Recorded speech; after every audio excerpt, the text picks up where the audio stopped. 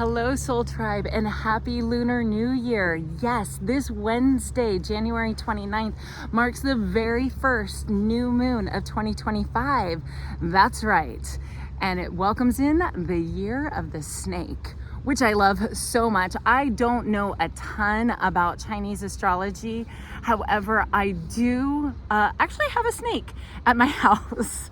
It's part of my overcoming my fears in life and my youngest. Anyhow, long story. We have a snake. What I love about the snake is the metaphor, and what I get to see happen pretty regularly in my house as the snake grows and evolves and sheds its skin. Oh my gosh, that's what's happening in 2025. There is so much evolution. There is so much that we are being called to release and let go of and embrace the waves of change. There's already been the first ripples of change as the lunar nodes, so there's our points on the moon, have shifted into Pisces and Virgo, the north node in Pisces, south node in Virgo. So, where we are headed, that's been one of the first shifts. Pluto technically moved into Aquarius in 2024, but was part of the shift of all the planets are moving zodiac signs. And this is huge. Just as when we move from one place to another, when we end one chapter and we begin anew, there is an ending, there is something that has to be let go, and then there's a new way of being. Like, where do I grocery shop at this new place? Or where do I do the things that just were natural? You have to get into a new rhythm. And so all the planets are doing that in 2025. They are moving into new signs that take on new energy signatures. And so year of the wood snake, all about releasing our past, releasing what's no longer serving us, what's weighing us down, to make that room for what has your name on it now. This point, this time, this place in your story, right? Where it couldn't have been the same even 4 years ago. I mean, let's not go back 4 years. But just saying, like, we grow and we evolve naturally. That's the only constant. That's why I love coming out. This is a little tributary of the river. But I love coming out to the river because it's that reminder that the only thing constant in life is change. And rivers are ever constant, right? I just finished teaching right there, BSU, a French class where there's in Paris, there's the River Seine. And the River Seine has been flowing through the city of Paris for centuries, millennia. And yet, if you go and you watch the river, the water is in constant movement. It's changing. And so it's the same and ever changing. Such a beautiful analogy, metaphor, whatever the English literary device is for life. A great representative that we as human beings, if we are not evolving, if we are not embracing new challenges that maybe scare us and get us a little outside of our comfort zone, if we are not doing that, we're in this static energy. This really can be quite low vibe and maybe, leaves you feeling like there's not a lot to get up in the day and be excited about. This year wants that to change for you. It wants to bring in some shifts and usher you into a new way of being. So under this new moon on January 29th, which happens to be a Jack of Clubs day, I'll talk to you about that in just a minute, the mystical Magi wisdom. On this new moon, what would you like to consciously create for yourself? And you don't need to have the big goals that maybe you had at the last new moon. The last new moon was of 2024. It was December 30th, so right before the changing of the calendar. And oftentimes people set that intention. This year I will, or this year I am. Better way to say it, I am. And perhaps you set something, but sometimes there's like the pressure of the New Year's resolution, that come March, you're either over it, you feel like you have failed it, or you have simply forgotten what it is. It's like, it doesn't need to be that grand. An intention can be as simple as what you would like to do more of, or do less of, or consciously work towards creating in the next lunar cycle, right? Like just like in the next 28 and a half days or so, 29 days. What would you like to create? And then follow the rhythm of the moon. Watch how the moon releases and lets go, and then it pulls into the darkness. And we are in this winter season right now where it is a stillness. It is a quiet. These branches are all barren here out at the river, because the trees know it's the time to go within. You know, we start off our new year with gangbusters, like I'm gonna do this and I'm gonna do that and I'm gonna stop doing this and I'm gonna start doing that. And we can overwhelm ourselves and lose sight and then get frustrated and then beat up on ourselves. And it's this whole cycle. So stop that. Let's not do that. Use a new moon to just allow yourself to dream.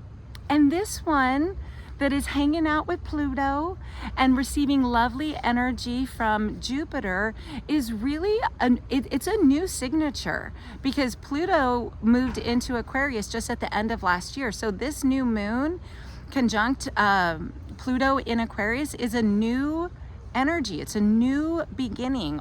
Everything is shifting this year. And Jupiter is that planet that wants to bless you, that wants to shine abundance down upon you.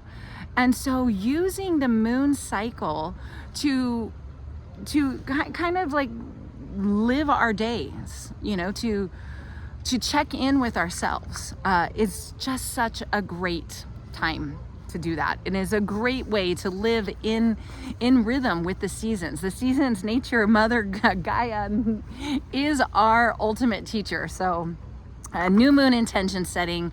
I hope that you will carve out some time to do it. There are so many beautiful offerings all around. I'm sure in your neighborhood you can find or join a circle somewhere that is going to honor the creation of and setting either an intention or of learning about what the year of the wood snake means to you, and what's your association, what's your relationship like with this different Chinese zodiac animal. So that is the energy of the new moon. And I was saying that this Wednesday is the new moon day, is a Jack of Clubs day. Now, I am a mystical part of the mystical order of the Magi card science system. And so every day, based on the solar energy of that day, there's associated a specific card.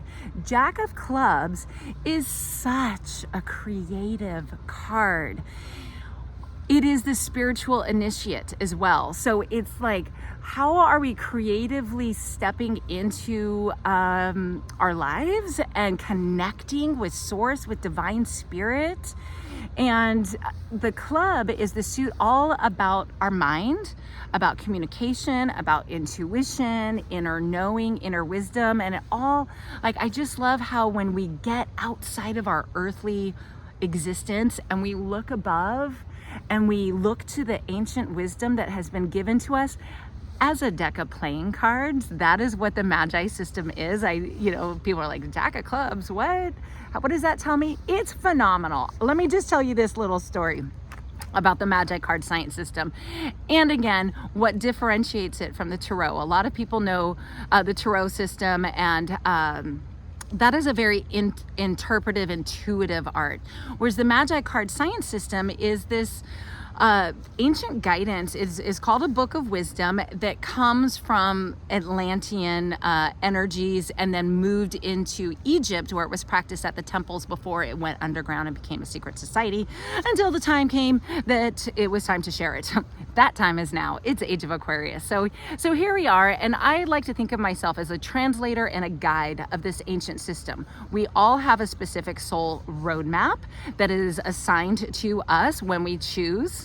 Yes, when we choose our birth date and our birth families and everything that we choose to enter into in this lifetime to learn. So for me, one of the first things that I do in the mornings after I get up and I journal is I look at my Magi card for the day, because this scientific system can be calculated all the way down to the minute if you so desire. I mean, probably to the second, but it would take me many minutes to calculate down to the second. So I personally don't do that. I stop at the planetary energy for the day. And when I was looking at my week spread, I was aware that I am experiencing a phenomena this week. It is called the rebirth, or the pre-birth, not the rebirth, that'll be next week. The pre-birth. This happens every 44th week of our calendar year. There are 52 cards in a deck, 52 weeks in a year. And on the 44th quadration, it goes into this perfect order. This happens also in our soul roadmap. So again, everybody has a soul roadmap, and on everybody's 44th year, the mystical magic of this system is that when you quadrate it the 44th time, it all lays out in perfect order. And we know that to be called the spiritual spread. So there are two spreads that I read when I do a soul roadmap reading for somebody or just a consultation. Is I look at the spiritual spread, and I look at what's called the grand solar spread, or the life spread, the earthly spread. And so it's kind of like, when we were in the outer realms of, dancing in the cosmic field outside of Earth, whatever that means to you. And then we came to planet Earth, and so the spiritual realm is like everything's in perfect order. It goes from the Ace of Hearts to the King of Spades, Ace, Club, Diamond, Spade, all in order. Ace to King, Ace to King. It's beautiful. It's a beautiful thing. And then we come to planet Earth, and it's kind of like 52 card pickup. Remember that game, like when you were a kid and you and your brother were cleaning up before dinner, and then your brother's like, we're gonna play a game, and it's 52 card pickup, go, and you run around scrambling and picking up the cards that are all over the place. Well, it kind of feels like that, the life spread, once you do the first quadration of the deck, because the cards are all seemingly out of order. That's where you get your soul roadmap from, is from this spread. So there is actually a very scientific method of quadrating the deck. You do it seasonally: spring, summer, fall, winter, spring, summer, fall, winter. There will be another video at another time where I will show the quadration of the deck. But here, going back to that original point about this pre-birth week that I'm in right now, and that we all have during our annual trip around the sun and on our 44th year. The 44th time you lay the cards down in this very specific quadration method, they return to perfect order. Then on the 45th time, the quadration repeats. What happened at that very first quadration is repeated. So the mysticism in a deck of cards, the knowledge that is there, the guidance that has been provided to us as these earthly beings, we are just now beginning to understand what it is and how to use that energy. Now, some people are like, I don't believe in like a card telling me my fate and what I'm gonna do or not do, or be or not be, or have it like reflect who I am. And to that, I say, absolutely. This is your life. You get to choose everything about your life. You get to choose your thoughts. You get to choose your belief system, who you live with, where you live, what you work, where you work, all the things. That was for you, Dr. Woo Woo. All the things. You are the conscious, or perhaps maybe unconscious, creator of your life. So this card science system that I interpret and translate and help guide people in, it's your choice. I will let you know what the cards have laid out for you and where their energies are indicating that it might be best for you to consider this or let go of that, or whatever the roadmap has for you. So this 44th quadration, when I looked at my week, I was just like, this is really cool to have all of this right before this new moon, this first new moon of the year. It's like a big reset for me. And I've kind of felt like 2025 has started that way. I'm just FYI, I'm an Aries rising, and I'm ruled by the planet Mars as an Aries rising. And I feel like the energy of 2025 is like ready, set, slow down. Because Mars has been retrograding through the sign of Cancer since well, since just the beginning of this year, it moved back into Cancer. And Mars is a fiery sign. And whether or not Mars is your ruling planet, because you also are an Aries rising or also a Scorpio, is ruled by the planet Mars, or we all have Mars somewhere in our chart. What Mars speaks to is our passion, our drive, definitely anger, definitely, because, you know, that could be on the other side of passion, right? Like we can get angry, but as it's slowing down and it's in the sign of Cancer, it just doesn't do well in the sign of Cancer. You know, fire and water, what happens to the fire, right? That's what's happening to this planet. So it's kind of like calling me back into my inside. Like there's something deeper that I need to be doing, and the word that keeps coming back to me is rest. Rest. That's what the trees are doing right now. They're resting, right? It's quiet out here on the river. Like animals are resting, bears are hibernating. Winter season is our time to go within, to cast the vision. It might not necessarily be the time to go full steam ahead at creating the vision. And anyways, how about we just do it one step at a time, one small action step at a time. I've been using the expression, Anne Lamont's beautiful expression, bird by bird, just literally taking it one step at a time, because change, you know, it does take time. Sometimes it comes in real quickly and you're like, whoa, was not ready for that. Or whoa, didn't realize how freaking powerful I was at being able to call something in. When you're in the flow and when you have the universal energies and you're lining up with that, like I am really working hard, and I want to even change those words, working hard. I'm working hard to rest. It's not part of it doesn't come naturally to me as an Aries rising. I'm a very driven, very passionate person. And having this deep rest is, oh my gosh, here comes a little squirrel, is challenging me in some ways to, I have this huge dream for myself and for the community, the Let Love Rise community that I'm creating. Oh my gosh, you guys have got to see this. Hi, little guy. Did you want to be on camera? I guess you did. That is so funny. All right. Okay. Beautiful. Beautiful squirrel. Squirrels also in my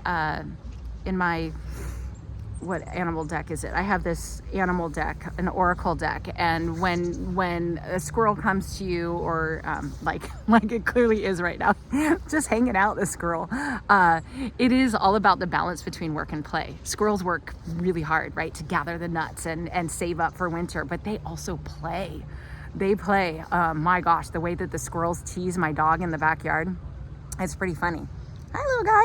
All right. Well, I am now completely derailed, but I think I wanted to share like just some of the coolness about the Magi card science system, how it really truly is a mathematical, scientific book of wisdom and knowledge. And if you'd like to know more about it, there's a couple ways you can do that. One of the things that I am working on is upgrading my entire infrastructure right now. So you can go to letloverise.com and look at the events page. Seriously, like this guy he keeps coming up, and then I turn it around and he's like, I'm not, what?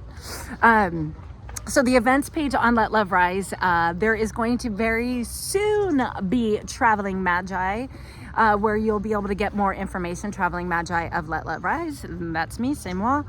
And what I want to tell you about is two things. If you are curious about your soul roadmap, sign up for a complimentary soul roadmap clarity call with me. We'll hop on the phone for 30 seconds. We'll just talk about your energies and what questions you have, and then see if there are other ways that I can support you in my community, the Let Love Rise tribe. We have a group called the Joyful Soul Circle where we meet every Wednesday, and in this winter wisdom season, or the season of winter, I called it winter wisdom because we're looking to the wisdom all around us to center us and remind us to stay consciously aware of our dreams that we planted at the beginning of the year on the last new moon. And then every new moon, we follow the cycle of the moon and of the universe at large to check in.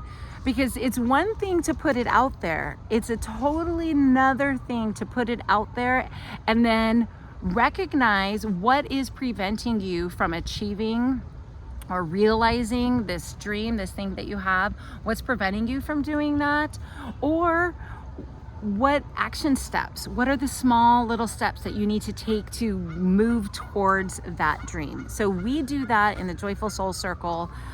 Every Wednesday we meet alternatively in the mornings and evenings. So I invite you to be a part of that. If that sounds like some sort of support that you can use, Soul Roadmap readings are lovely. And then there are the live events, which right now, winter season, are not happening, because we are going within, and I am doing some inner work and leading people through their inner work so that come spring, we will rise and we will see our seeds of intention coming through and being planted. So happy Lunar New Year. May this year of the wood snake abundantly bless you as this new moon sits with Jupiter, right? Or is not sitting with Jupiter, it's not conjunct Jupiter. I think it's trying to Jupiter, but is receiving Jupiter blessings. And you know, where are you ready to upgrade? I love it. Where are you ready to upgrade? Where are you ready to evolve? And before you step into the new thing, what needs to go? Can you get rid of? Now's the time. Every day is a beautiful opportunity to, one, give thanks, consciously connect to your dream, visualize what it is that you hold for yourself, and then be really aware of the things that you are doing, the people that you are surrounded by. Maybe it's what you're eating or how you're exercising or whatever it is that's not serving your best and highest. Yeah. Like maybe for today, all you need to do is remember that, having the awareness is a step in the right direction. So thank you so much for listening. If you like what you hear here, please share it with a friend. Get the word out there. Let's together raise the vibration of love. Let's let love rise. And check in the description for how you can sign up for your complimentary Soul Roadmap reading. I would love to share this ancient wisdom with you. If you can't tell, it is what I am so passionate about. I feel really, really called to share this wisdom with whoever is searching for guidance, because let me say, I have been through a very dark night of my soul, and this guidance system has been a fundamental piece in getting me back on track, and I would love to help you do the same. To love and joy in the journey. I'm Andrea Blythe, the traveling Magi of Let Love Rise. I'll see you next time.